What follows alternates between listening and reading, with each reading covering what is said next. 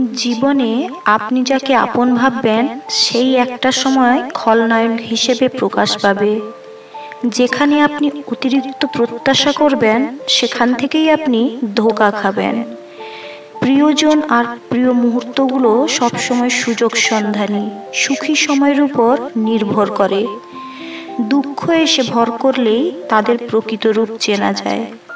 প্রেম ভালোবাসার বিষয়টা সবসময়ই আপনার আর্থিক অবস্থার উপরে পরিমাপ করা হয়।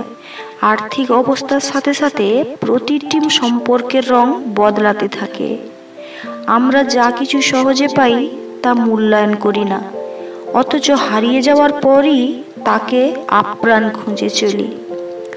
অবহেলা সম্পর্কের দূরত্ব বাড়িয়ে দেয়, অথচ আমরা দুহাত ভরে সবাইকে অবহেলা করতে পছন্দ করি। মানুষ নিজের রূপ বদলানোর আগে কথার ধরন বদলে ফেলে, যেমনটা পাতা ঝরার আগে পাতার রূপ বদলে যায়। ভুল করেও আমরা কাউকে ক্ষমা করে দিতে পারি না, শুধু একরাশ অভিমান বুকের মধ্যে জমিয়ে রাখি। জীবনে পাওয়া না পাওয়ার পথটা সমান্তরাল, দুটি পথ একসাথে চললেও কখনো একত্রিত হয় না। যাদেরকে আমরা অন্ধের মতো বিশ্বাস করি তারাই একসময় আমাদের কঠিনভাবে চোখ খুলে দেয়।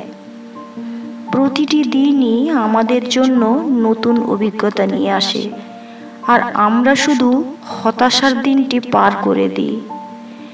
জীবনের অন্তিম মুহূর্তে কেউ পাশে থাকে না, আর যদি কাউকে পাশে পান তাহলে ভাগ্য ভালো।